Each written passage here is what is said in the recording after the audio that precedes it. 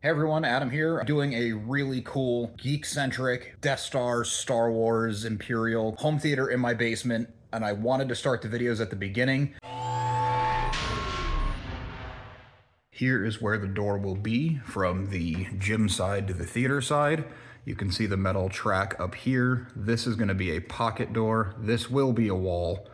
Just can't put the door in until there's actual flooring. I've been watching videos on how to make it an air compressed door so it feels like a door on a ship from Star Wars. It was going to be motion activated, but given that we have 2 dogs and 3 cats, that might become a nightmare. So over here, where we're going to have all the light switches for the room, there's also going to be a Star Wars-esque panel that I will either build or buy or do something with that will have a button. The door will open, going to be very cool. When you walk in and the door shuts behind you, I don't know why I'm turning around, there's nothing to see here except for my dog. This will now look Star Wars. It will no longer be a white 6-panel door. This side will be completely different to get you immersed in the world. These black shelves, obviously not going to be here. I will be building a column. My goal at this point is to have it look like the column that Obi-Wan had to climb around in A New Hope to shut down the tractor beam of the Death Star. The top of it is where the projector is going to sit. It's going to be totally enclosed, so you just basically see a lens.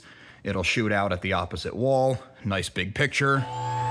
I would like to do a 7.2.2 system, which means 7 speakers, 2 subwoofers, 2 in-ceiling Atmos speakers. My current thought is a subwoofer in the back and a subwoofer somewhere near the front, but again, I don't want to see anything, so we'll have to see. This will be another door that will look very much like a starship door, a bunker door. Kind of a hidden thing. The hot water tank's there, not much I can do about that, so I'm just going to box it in and forget about it. You're going to see written on the wall 3D sound and light. It's the different kind of panels I plan on making. I wanted the 2 sides to be uniform, and just the inconsistencies in the room, I'm going to fill in with other things. So my thoughts for here at this time is a light panel top and bottom, and then room here I would like a full to scale size, ideally an astromech droid, something like that. And I would also like to build around the interior of the door here, the rounded corner arch, again with the pill lights to make it feel very Star Wars and give you a really cool wow on the way in. This wall I plan on building shelves where I can put all my DVDs, and then I would like to cover those with panels as well so that when you walk in it just looks Star Wars. You don't see a whole collection of movies. This back wall is going to be where the screen is. My current plan is to do a fixed acoustically transparent screen, which means I can put in-wall speakers behind the screen, and the screen is perforated to allow sound through, and at a proper viewing distance you shouldn't see the perforations at all. So you get an immersive sound experience without seeing any of the speakers. Very cool. The sound panels will be decorative 3D Star Wars on-theme panels, but the texture of it, the design part of it, is going to be sound deadening material so that it absorbs some of the echo and some of the vibration to give you a nice, solid, strong sound. The 3D panels are going to be the MDF plywood. If you watch Star Wars and they're just walking through the halls, that's the kind of thing you're going for. Another sound panel. This one has a little note on it. The Atmos is 4 feet from the ceiling.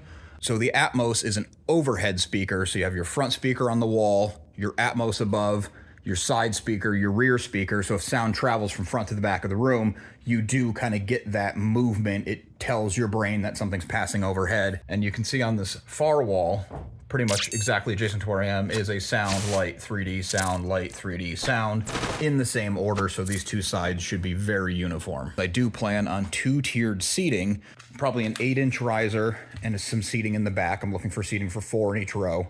Then the front row seating will be probably about here, which is great because it's right across from that sound panel where your side speaker is going to be, so you'll really hear it. The sound is pretty much going to be optimized for the front row because you'll be a little bit further away from the back speakers, and about 11 feet from the screen, which is the ideal throw distance for the 125-inch screen given my projector. I'm kind of just doing these off the top of my head as I'm down here working. You're also going to get used to seeing me a disheveled, covered in sheetrock and paint and all that crap mess. But thanks again for watching. Like, subscribe wherever this ends up going. Hopefully these get better as we go. We get into more detailed specific things, but I should probably get to work now, and I will probably be doing shorter little catch-up videos on things like, oh, here's how I built the Death Star column, here's how I built the DVD shelves, here's how I built the framing around the top, and just kind of figure it out as we go. Thanks.